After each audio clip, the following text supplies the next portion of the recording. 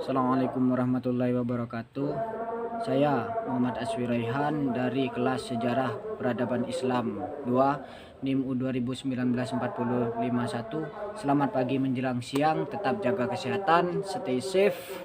Di sini saya akan sedikit menjelaskan tentang bagaimana proses perkembangan berdemokrasi dalam Islam guna menjawab dari soal pertanyaan tugas ujian akhir semester yang prodi sejarah komunitas Islam dan demokrasi yang diampu oleh Bapak Purbo. Baik, jika dilihat demokrasi dan agama memang berbeda. Agama berasal dari wahyu, sementara demokrasi berasal dari pergumulan pemikiran manusia. Dengan demikian, agama memiliki maknanya sendiri, namun tidak ada halangan bagi agama untuk berdampingan dengan demokrasi. Proses berdemokrasi dalam Islam itu artinya kita berdemokrasi atau berpolitik dengan anjuran-anjuran Islam. Acuan umat Islam adalah Al-Quran, yakni kitab suci dalam agama Islam itu sendiri. Maka dari itu, kita sebagai umat Islam dalam berdemokrasi tentunya tidak luput dari ajaran-ajaran Al-Quran. Dalam Al-Quran itu sendiri sudah tertulis dalam beberapa surat dan dalam Al-Quran untuk acuan kita dalam berdemokrasi. Seperti yang terdapat dalam surat Al-Imran ayat 159, dalam Syura ayat 38 yang berbicara tentang musyawarah. Kedua, Al-Maidah dan Asy-Syura yang berbicara tentang keadilan. Ketiga, Al-Hujurat ayat 13 tentang persamaan. Yang keempat, An-Nisa ayat 58 tentang amanah. Yang selanjutnya Al-Imran ayat 104 tentang kebebasan kritik. Yang kelima, surat Nisa ayat 59, ayat 83 dan Asy-Syura ayat 38 tentang kebebasan berpendapat. Ada beberapa elemen pokok dalam berdemokrasi dalam perspektif Islam, antara lain Asy-Syura. Asy-Syura merupakan salah satu prinsip tentang cara pengambilan keputusan yang secara jelas ditegaskan dalam Al-Quran. Jelaslah bahwa musyawarah sangat diperlukan sebagai bahan pertimbangan dan tanggung jawab. Bahan pertimbangan dan tanggung jawab bersama di dalam setiap mengeluarkan sebuah keputusan. Dengan begitu, maka setiap keputusan yang dikeluarkan oleh pemerintah akan menjadi tanggung jawab bersama. Sikap musyawarah juga merupakan bentuk dari pemberian penghargaan orang lain, karena pendapat-pendapat yang disampaikan menjadi pertimbangan bersama. Begitu pentingnya arti musyawarah dalam kehidupan masyarakat, berbangsa maupun bernegara, sehingga Nabi sendiri juga menyerahkan musyawarah kepada umatnya. Yang kedua adalah al-adalah. Al-adalah adalah keadilan. Artinya dalam menegakkan hukum dalam berbagai jabatan, pemerintahan harus dilakukan secara adil dan bijaksana. Tidak boleh kolusi dan nepotis. Arti pentingnya penegakan keadilan dalam sebuah pemerintahan ini ditegaskan oleh Allah Subhanahu wa taala dalam beberapa ayatnya, antara lain dalam surat An-Nahl ayat 90 dengan bunyi, sesungguhnya Allah menyuruh kamu berlaku adil dan berbuat kebajikan, memberi kepada kaum kerabat, dan Allah melarang berbuat keji, kemungkaran dan permusuhan.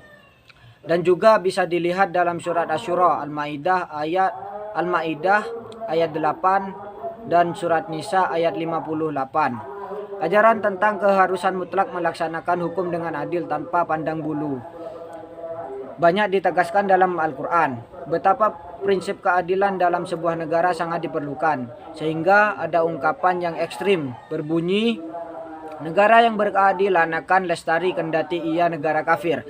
Sebaliknya, negara yang zalim akan hancur meski ia negara yang mengatasnamakan Islam. Yang ketiga adalah al-musawah. Al-musawah adalah kesejajaran. Artinya, tidak ada pihak yang merasa lebih tinggi dari yang lain sehingga dapat memaksakan kehendaknya. Penguasa tidak bisa memaksakan kehendaknya terhadap rakyat, berlaku otoriter dan eksploitatif. Kesejajaran ini penting dalam suatu pemerintahan demi menghindari dari hegemoni penguasa atas rakyat. Dalam perspektif Islam, pemerintah adalah orang atau institusi. Pemerintah adalah orang atau institusi yang diberi wewenang dan kepercayaan oleh rakyat melalui pemilihan yang jujur dan adil untuk melaksanakan dan menegakkan peraturan dan undang-undang yang telah dibuat. Oleh sebab itu,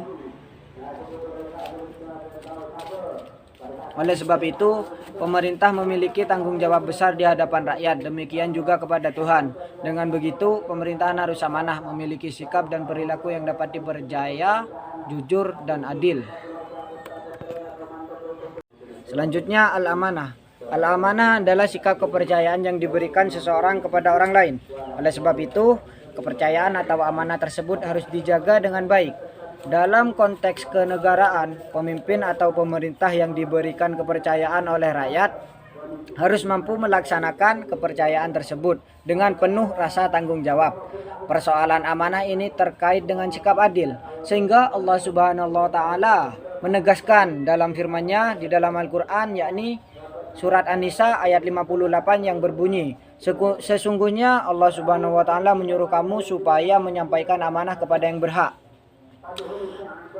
berhak menerimanya, dan menyuruh kamu apabila menetapkan hukum di antara manusia supaya menetapkan dengan adil. Karena jabatan pemerintah adalah amanah, maka jabatan tersebut tidak bisa diminta, dan orang yang menerima jabatan seharusnya merasa prihatin, bukan malah bersyukur atas jabatan tersebut. Ini adalah etika Islam. Selanjutnya al-hurriyah. Al-hurriyah adalah kebebasan. Artinya bahwa setiap warga masyarakat diberi hak untuk dan kebebasan untuk mengekspresikan pendapatnya. Sepanjang hal itu dilakukan dengan cara yang bijak dan memperhatikan akhlakul karimah dan dalam rangka amar ma'ruf nahi munkar, maka tidak adanya alasan bagi penguasa untuk mencegahnya. Bahkan yang harus diwaspadai adalah adanya kemungkinan tidak adanya lagi pihak yang berani melakukan kritik dan kontrol sosial bagi tegaknya keadilan. Jika sudah tidak ada lagi kontrol dalam suatu masyarakat, maka kezaliman akan semakin merajalela. Patut disimak sabda Nabi yang berbunyi, barang siapa yang melihat kemungkaran, maka hendaklah diluruskan dengan tindakan. Jika tidak mampu, maka dengan lisan, dan jika tidak mampu, maka dengan hati, meski yang terakhir ini termasuk selemah-selemahnya iman. Jika suatu negara konsisten dengan penegakan prinsip-prinsip atau elemen berdemokrasi di atas, maka pemerintahan akan mendapat legitimasi dari rakyat. Dengan demikian, maka roda pemerintahan akan berjalan dengan stabil. Itulah tadi elemen-elemen yang terdapat dalam Islam. Dalam ajaran Islam terdapat prinsip-prinsip dan elemen dalam berdemokrasi.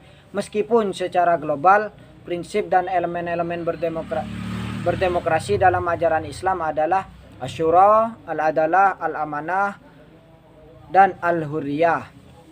Realitas demokrasi dalam sebuah negara pernah diterapkan pada masa Nabi Muhammad SAW dan Khulafaur Rasyidin. Tetapi setelah itu, pada sebagian besar negara-negara Islam tidak mewarisi nilai-nilai demokrasi tersebut. Realitas ini tidak hanya terjadi pada negara-negara Islam saja, tetapi juga negara non-Islam, Barat, Eropa. Inilah problem yang dihadapi oleh banyak negara. Secara umum, nilai-nilai agama memang belum banyak dipraktekkan dalam ikut memberikan kontribusi pada banyak negara, apalagi negara sekuler. Islam pernah dikatakan sebagai agama yang tidak demokratis. Oleh sebab itu, statement Fukuyama maupun Huntington yang mengatakan bahwa secara empirik Islam tidak kompatibel dengan demokrasi tidak sepenuhnya benar. Sebab di negara non-muslim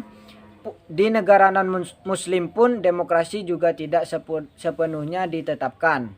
Dan untuk perkembangan dalam Islam tidak lain adalah perkembangan dalam hal pemikirannya. pemikiran yang maju dan lebih rasional. Maka dari itu Al-Quran sebagai sumber ajaran Islam yang bersifat universal dan berlaku sepanjang zaman. Diperlukan penafsiran yang terus-menerus dan rasional agar ajaran yang dibawanya tetap relevan dengan perkembangan dan kemajuan zaman.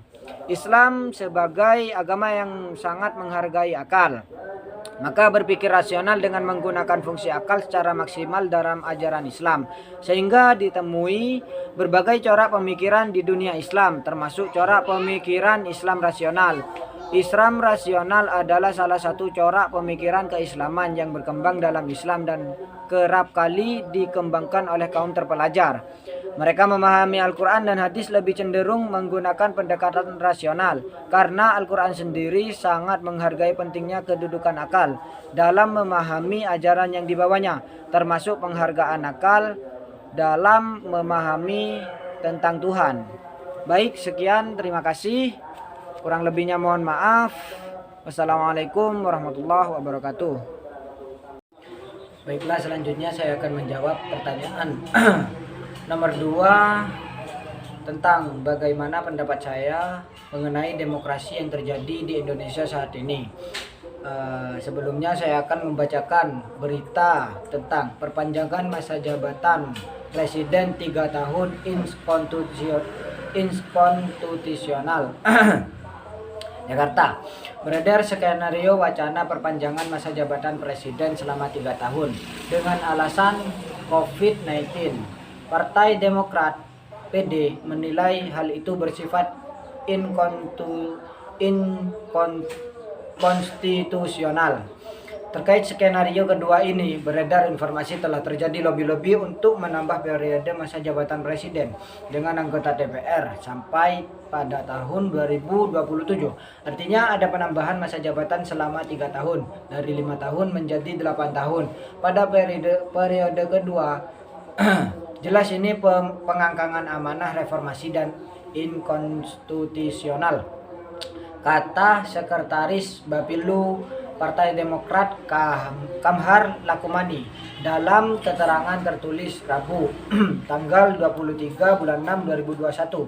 Kamhar mengatakan masa jabatan yang terlalu lama akan membawa kekuasaan yang cenderung korup dan merusak bangsa. Lagi pula menurutnya Indonesia sendiri memiliki sejarah yang buruk jika masa jabatan presiden tak ada batasnya. Masa jabatan yang terlalu lama akan membawa pada kekuasaan absolut. Bahaya dari ini telah diingatkan Lord Acton, power tend to corrupt. Absolute power corrupt absolutely, bahwa kekuasaan cenderung korup. Kekuasaan mutlak benar-benar merusak, ujar Kamhar. Indonesia punya pengalaman sejarah yang tidak indah untuk dikenang akibat tak ada batasnya pada masa jabatan presiden ini. Amandemen pembatasan masa jabatan ini sebagai respon agar pengalaman Orde Lama dan Orde Baru tak kembali terulang dalam perjalanan sejarah bangsa ini. Keduanya terjebak pada jebakan kekuasaan yang ingin terus-menerus berkuasa seumur hidup, lanjut Kamhar. Oleh karena itu, Partai Demokrat berpandangan tidak ada kepentingan melakukan amandemen Undang-Undang Dasar 1945. Jangan sampai menurutnya perpanjangan masa jabatan presiden dipaksakan demi memuluskan proyek perpindahan ibu kota.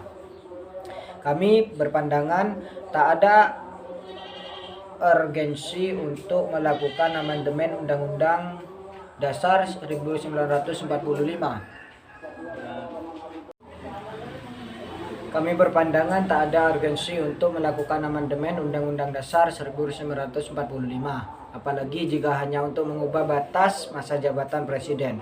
Lagi pula tak ada alasan objektif sebagai pertimbangan strategis yang menjadi capaian prestasi luar biasa pemerintah saat ini, baik itu di bidang ekonomi, politik, maupun hukum sebagai dispensasi, ucap Kamhar.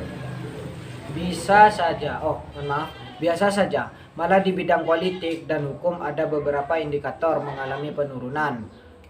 Krisis ekonomi dan krisis kesehatan juga belum teratasi. Utang semakin menggunung, jangan sampai hanya karena proyek pemindahan ibu kota negara ke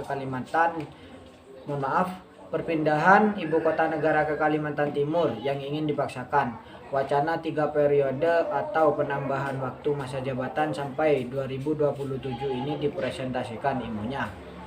Lebih lanjut, Kamhar mengatakan wacana ini sempat mengemuka di era SBY. Namun, kata Kamhar, SBY mampu menghindari wacana tersebut. Wacana seperti ini pernah mengemuka pada periode kedua masa jabatan Presiden SBY. Namun beliau mampu menghindarkan diri dari jebakan kekuasaan ini. Kekuasaan itu cenderung menggoda. Karenanya dibutuhkan kearifan dan kebijaksanaan dalam menjalankan dan memposisikan kekuasaan agar terhindar dari jebakan kekuasaan untuk terus-menerus melanggengkan kekuasaan dan tanpa batas tuturnya. Dapat ditarik kesimpulan dari berita yang saya bahas tadi bahwa kekuasaan yang cenderung mutlak atau cenderung lama dapat merusak bangsa, dapat menimbulkan korup sehingga banyak merugikan negara. Seperti tadi, krisis ekonomi, krisis kesehatan maupun hutang yang menggunung belum teratasi. Mengapa masih ingin membahas tentang penambahan masa jabatan? Itu suatu keserakahan kekuasaan. Jadi menurut saya penambahan masa jabatan hingga tahun 2027 atau penambahan masa jabatan menjadi penambahan masa jabatan lebih 3 tahun kurang efektif karena dapat memicu terjadinya pro kontra yang dapat menimbulkan perpecahan di mana-mana sehingga terjadi kekacauan dan dapat menimbulkan banyak kerusakan. Sekian, mohon maaf apabila ada salah kata maupun yang kurang berkenan. Wallahul muwaffiq ila aqwamit thoriq. Wassalamualaikum warahmatullahi wabarakatuh.